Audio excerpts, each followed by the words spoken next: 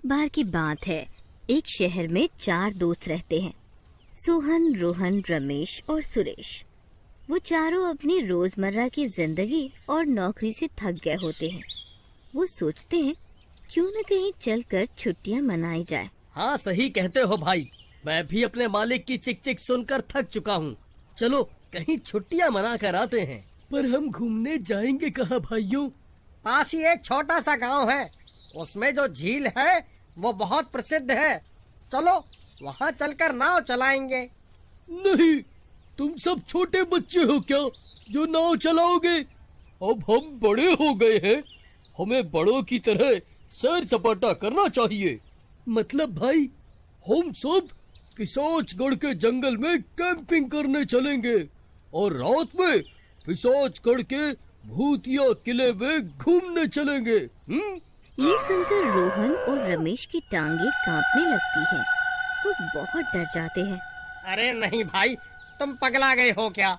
सब जानते हैं वह भूतिया किला है। क्या तुमने वह कहानी नहीं सुनी? आज तक जो भी उस किले में रात को गया है लौट कर नहीं आया। तुम सब डरपोक हो। ये सब बातें बस लोगों को डराने के लिए फैलाई जाती हैं।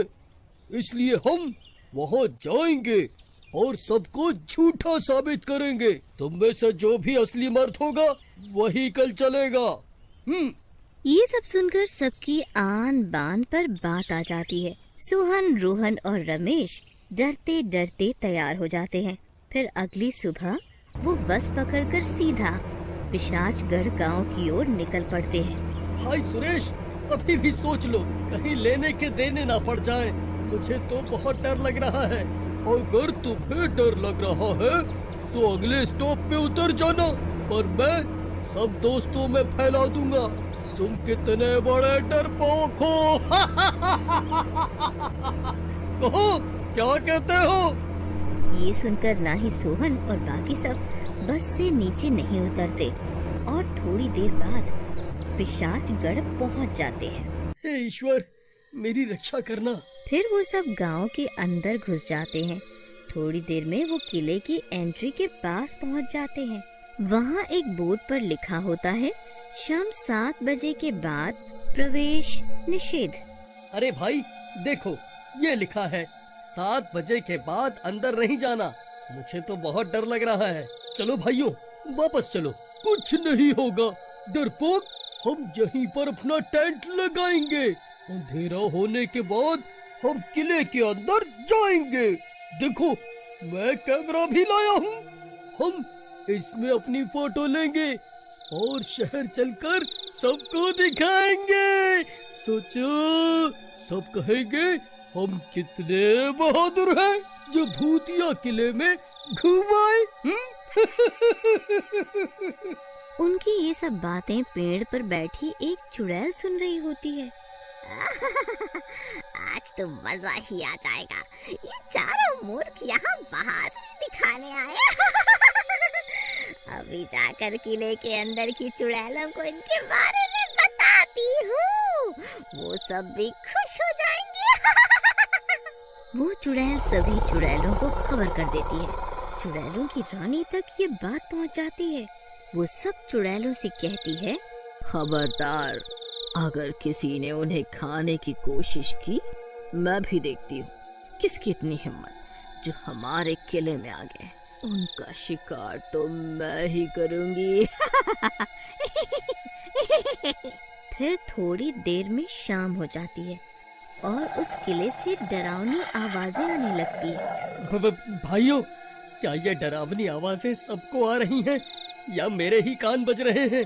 हाँ भाई, मुझे भी आ रही है ये आवाजें। चलो भाग चलते हैं, आज हम जिंदा नहीं बचने वाले। और कुछ नहीं होगा, ये आवाजें जानवरों की है जो इस किले में रात में घुस आते हैं। भाई सुरेश, क्या तुम्हें जानवर और भूतिया आवाजों में फर्क समझ नहीं आता? ये सभी आवाजें भूतिया हैं। आज तो हम पक्का मरेंगे। चलो यहाँ से चलते हैं। हो भाग जाओ। क्या तुमने सुना नहीं है, इस जंगल में कितने शेर और अन्य भयानक जानवर रहते हैं?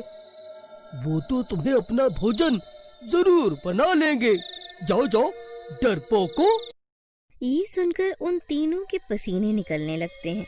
थोड़ी देर बाद सुरेश कहता है, चलो अब 9 बज गए, अब हम इस किले के अंदर चलेंगे और कुछ फोटो इस किले के अंदर लेंगे।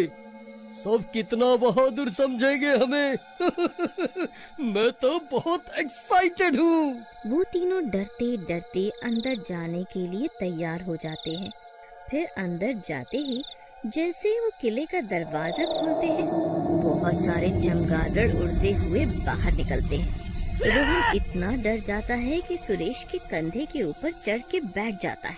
मेरे ऊपर से उतर, मुझे दबा कर मारेगा क्या? रोहन बिल्कुल सहम जाता है। थोड़ी देर में वो खुद को संभालता है, फिर सुरेश के ऊपर से नीचे उतरता है। फिर वो सब किले में घुस जाते हैं। वहाँ से किसी के रोने की आवाजें आने लगती हैं। कोई तेज तेज रो रही होती है। धीरे धीरे अन्य की भी आवाजें आने लगती हैं। फिर वहाँ से पायल की आवाज आने लगती है, जैसे कोई नाच रहा हो। अब सुरेश को भी डर लगने लगता है। भाइयों, मुझे लगता है हमें बाहर चलना चाहिए। हम जल्दी से एक फोटो खींचते हैं और बाहर चलते हैं। मैं तो पहले ही कहता था, यहाँ आना खतरे से खाली नहीं है। हे ईश्वर, हमें बचाओ। भाई तू ही अपनी फोटो खींच ले, हमें नहीं खिंचवानी। ठीक है, मेरी ही खींच दो। जैसे ही वो कैमरे में फोटो देखते हैं, उनके होश उड़ जाते हैं। फोटो में सुरेश के पीछे भूतों की रानी की फोटो आ गई होती है। उसको देखकर वो चारों कांपने लगते हैं और किले के दरवाजे की ओर भागते हैं बाहर निकलने के लिए। पर जैसे ही वो किले के दरवाजे के पास पहुंचते हैं, वो खुद ब खुद बंद हो जाता है। लो, मैं कहता था ना, हमें अंदर नहीं आना चाहिए। अब मरो, दरवाजा भी बंद हो गया।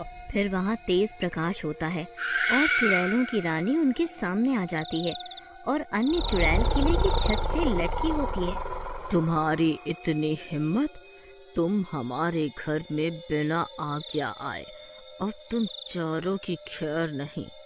हम सब तुम्हें खा जाएंगी और तुम्हारी हड्डियां भी नहीं मिलेंगी।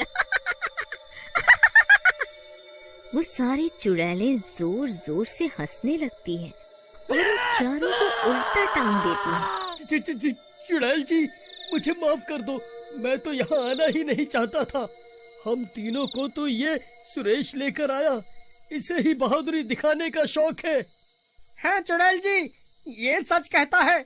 हमें तो ये सुरेश ही उकसा कर लाया है। मेरे छोटे छोटे बच्चे हैं, मुझे माफ कर दो चुड़ैल जी, माफ कर दो। क्या मैं तुम लोगों को मूर्ख लगती हूँ? हम सभी चुड़ैलें शांति से इस किले में रहती हैं, लेकिन तुम इंसानों को ही हमें तंग करने का शौक है। अब तुम्हें अपने इस शौक की कीमत चुकानी होगी। फिर वो चुड़ैल जो पेड़ पर बैठी थी, रानी चुड़ैल को बताती है कि ये तीनों सच कह रहे हैं। इन तीनों को ये सुरेश खिलाया है। अच्छा, तो ये ही है असली गुनाहगार। चुड़ैलों, इन तीनों को छोड़ दो और इस सुरेश को अपने साथ ले चलो। नहीं चुड़ैल जी, मुझे माफ कर दो। आज के बाद मैं ऐसी गलती कभी नहीं करूँगा। नहीं, कोई माफी नहीं मिलेगी। हाँ, अगर तुझे अपनी जान बचानी है तो अपने किसी दोस्त को हमारा भोजन बनने के लिए राजी करना होगा। सुरेश सबसे विनती करता है, पर कोई नहीं मानता। भाई सुरेश, हम तो तुझे पहले ही मना कर रहे थे। अब तेरे किए की सजा तुझे ही भुगतनी होगी। फिर थोड़ी देर में किले का दरवाजा खुलता है और वो तीनों भाग जाते हैं। अरे भागो रे भागो, अपनी जान बचाकर भागो। सारी चुड़ैलें सुरेश को उड़ा ले जाती हैं